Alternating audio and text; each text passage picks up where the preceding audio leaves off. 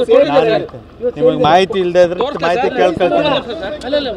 ನೀವು ಒಳ್ಳೆ ನಾನು ಹೇಳ್ತಿದ್ದೀನಲ್ಲ ಅಣ್ಣ, ಇಲ್ಲಿ ಮೈಸೂರಲ್ಲಿ ಇದ್ದೀನಿ, ಇವತ್ತು ರಾತ್ರಿ ಹೋಗಿ ನಾಳೆ ಹಬ್ಬ ಎಲ್ಲರನ್ನೂ ಕರೆದು ಮಾತನಾಡೋ ಅಂತ ಕೆಲಸ ಮಾಡ್ತೀನಿ. ನಾನು ನಿಮ್ಗೆ ಹೇಳ್ತಾ ಇದ್ದೀನಲ್ಲ, ನಾನೇ ಕಾಂಗ್ರೆಸ್ ಅವ್ರನ್ನ ಕರ್ಕೊಂಡು ಬಂದು BJPಗೆ ಸೇರಿಸ್ತಿದ್ದೀವಿ. ಗೊಂದಲವನ್ನು ವಿನಾಕಾರಣ ಚರ್ಚೆಗೆ ಆಸ್ಪದ ಕೊಡೋದು ಬೇಡ. ನಾನು ಇವತ್ತು ರಾತ್ರಿ ಹೋಗಿ ನಾಳೆ ಹಬ್ಬದ ಪ್ರಯುಕ್ತ ಹಾಸನಲ್ಲಿ ಇರ್ತೀನಿ. ಇದ್ದು ಚರ್ಚೆಯನ್ನು ಮಾಡಿ ಯಾವ ರೀತಿಯಾಗಿ ಸುಸೂತ್ರವಾಗಿ NDA ಅಭ್ಯರ್ಥಿ ಗೆಲ್ಲಬೇಕು ಅದಕ್ಕೆ ನಾವು ನಿಮ್ಮ ಬೆಂಬಲಿಗರು ಯಾಕೆ ಅವ್ರ ಜೊತೆಗೆ ಹೋದ್ರು? ಈಗ ನಿಮ್ಮ ಬೆಂಬಲಿಗರು ಯಾಕೆ ಕಾಂಗ್ರೆಸ್ ಜೊತೆ ಹೋದ್ರು? ಯಾರು ಬೆಂಬಲಿಗರು, ಯಾರು ಎಲ್ಲಿಗೆ ಹೋದ್ರು? ನಿಮ್ಮದೇ ಬೆಂಬಲಿಗರು. ನಿಮ್ಗೆ ಯಾರು ಗೊತ್ತು ಬೆಂಬಲಿಗರು ಅಂತ? ನಿಮಗೆ ಗೊತ್ತಾ? ಅವ್ರು ಯಾವ ಜವಾಬ್ದಾರಿ ಇದೆ? ಬೂತ್ ಅಧ್ಯಕ್ಷನೂ ಅಲ್ಲ ಅವನು. ಒಬ್ಬ ಯಾರೋ ಒಬ್ಬ ಹೋಗಿರ್ತಾನೆ, ಫೋಟೋ ತೆಗ್ಸಿದ್ರೆ ಅವನು ನನ್ನ ಬೆಂಬಲಿಗರು ಅಂತ ಹೇಳಕ್ಕಾಗ್ತ? ಯಾರು ಹೋಗೋದು ಇಲ್ಲ ಅಣ್ಣ. ನೀವು ಮತ್ತೆ ಸಭೆ ಮಾಡ್ತೀರಾ ಸರ್? ನಾನು ನಿಮ್ಗೆ ಹೇಳ್ತಾ ಇರೋದೇನು, ಇವತ್ತು ರಾತ್ರಿ ನಾನು ಹಾಸನ್ಗೆ ಹೋಗ್ತಾ ಇದ್ದೀನಿ. ನಾಳೆ ಹಬ್ಬ ಇದೆ, ಮಾತನಾಡ್ತೀವಿ. ಯಾವುದೋ ಒಬ್ಬ ವ್ಯಕ್ತಿ ಫೋಟೋ ಹೊಡ್ಸ್ಕೊಂಡ್ರೆ ಕಾಂಗ್ರೆಸ್ ಅವ್ರನ್ನ ಹೋಗಿ ನಾನು ಕಾಫಿ ಕುಡಿತಿರ್ತಾರೆ, ಒಂದು ಪಾಂಪ್ಲೆಟ್ ಕೊಟ್ಟರೆ ಅವ್ರು ಪಾರ್ಟಿ ಸೇರ್ಪಡೆ ಅಂತ. ನಿಮ್ಮ ಬೆಂಬಲಿಗರ ಸಭೆ ನಾಳೆ? ಯಾವ ಬೆಂಬಲಿಗರ ಸಭೆ ಇಲ್ಲ. ನನ್ನ ಬೆಂಬಲಿಗರ ಸಭೆ ಎಲ್ಲದನ್ನು ಮಾಡಿದೆ. ನನ್ನ ಬೆಂಬಲಿಗರು ಅಂದ್ರೆ ಭಾರತೀಯ ಜನತಾ ಪಾರ್ಟಿ ಕಾರ್ಯಕರ್ತರು. ಆ ಕಾರ್ಯಕರ್ತರ ಸಭೆ 2ನೇ ತಾರೀಕು ಮಾಡಾಗಿದೆ. ನಾವೀಗ ಚುನಾವಣಾ ಪ್ರಚಾರ ಮಾಡಬೇಕು. ಅದಕ್ಕೆ ನಿರ್ದಿಷ್ಟವಾದಂಥ ಪ್ಲಾನನ್ನು ಮಾಡಿ ಮುಂದೆ ಏನು ಮಾಡಬೇಕು ಅದನ್ನು ಮಾಡ್ತೀವಿ. ಪ್ರಚಾರ ಮಾಡ್ತೀರಾ ಅಂತ ಸರ್? ಯಾಕೆಂದ್ರೆ ನಿಮ್ಮ ಭದ್ರಕೋಟೆ ಹಾಸನ, ಹಾಗಾಗಿ ಮೈತ್ರಿ ಅಭ್ಯರ್ಥಿ ಪರವಾಗಿ ಚುನಾವಣೆ ಗೆಲ್ಸ್ಕೊಳ್ಳೋಕೆ ಏನು ಮಾಡಬೇಕು ಎಲ್ಲ ಮಾಡ್ತೀವಿ. ಚುನಾವಣೆ ಗೆಲ್ಸ್ಕೊಳ್ಳೋದಕ್ಕೆ NDA ಅಭ್ಯರ್ಥಿ ಗೆಲ್ಲೋದಕ್ಕೆ ಏನು ಮಾಡ್ಬೇಕು ಎಲ್ಲ ಮಾಡ್ತೀವಿ. ಭೇಟಿ ಆಗ್ಬಿಟ್ರೆ ಇದ್ಯಾವುದು ಕೂಡ ಊಹಾಪೋಹಗಳು ಇರೋದಿಲ್ಲ ಅನ್ನುವಂತ. ಅದು ನಿಮಗೆ ಊಹಾಪೋಹ ಇರುತ್ತೆ, ನನಗೆ ಊಹಾಪೋಹ ಇಲ್ಲ. ನಿಮ್ಮ ಊಹಾಪೋಹ ಬಗ್ಗೆ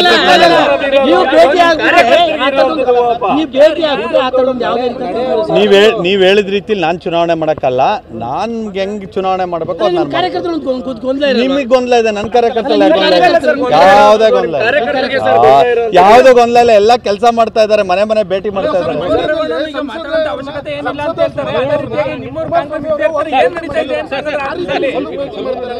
ಅಣ್ಣ ಆಯ್ತು, ಮಾತಾಡ್ತೀನಿ. ನಂದೊಂದು ಸಭೆ ಇದೆ. ನಮ್ ಬೇರೆ ಬೇರೆ ಇದೇನು ಗೊತ್ತಾ, ದಿನ ಊಹಾಪೋಹಗಳಿಗೆಲ್ಲ ಉತ್ತರ ಕೊಡ. ಯಾವ ಬೆಂಬಲಿಗರು ಕೂಡ ಕಾಂಗ್ರೆಸ್ ಅಭ್ಯರ್ಥಿಯ ಸಂಪರ್ಕದಲ್ಲಿಲ್ಲ. ನಾನು ಹೇಳೋದು ನಿಮ್ಗೆ ಅರ್ಥ ಆಗ್ತಿಲ್ಲ.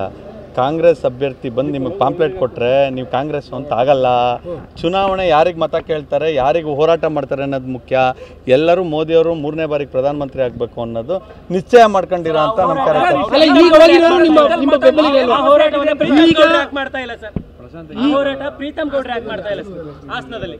ನಿಮ್ಗೆ ಯಾಕೆ ಹಂಗೆ ಅನಿಸ್ತಿದೆ? ನಾನು ಇವತ್ತು ರಾತ್ರಿ ಹಾಸನ ಹೋಗ್ತಾ ಇದ್ದೀನಿ. ನಾನು ಹಾಸನದಲ್ಲಿ ಏನು ಮಾಡಬೇಕು, ಚುನಾವಣೆ ರಿಸಲ್ಟ್ ಬಂದಾಗ ನೀವೆಲ್ಲರೂ ಗಮನಿಸ್ತೀರಿ. ಈಗ ಚುನಾವಣೆ ಆದಾಗ ರಿಸಲ್ಟ್ ಬರುತ್ತಲ್ವ, ರಿಸಲ್ಟ್ ಬಂದಂಥ ಸಂದರ್ಭದಲ್ಲಿ ಮತದಾನ ಯಾವ್ಯಾವ ಕ್ಷೇತ್ರದಲ್ಲಿ ಎಷ್ಟೆಷ್ಟಾಗಿರುತ್ತೆ ಅಂತ ಗೊತ್ತಿರುತ್ತಲ್ವ.